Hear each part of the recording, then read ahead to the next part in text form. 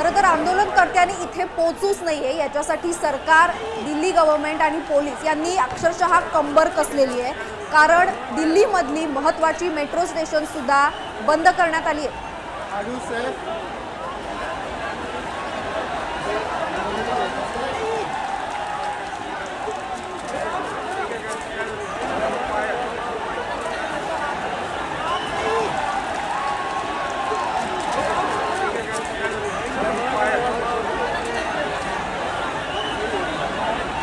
Are you safe?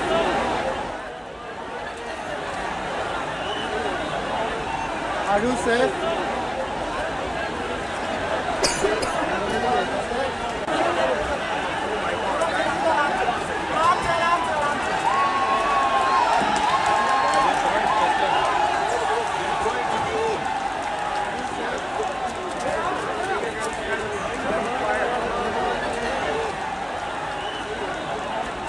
Are you safe?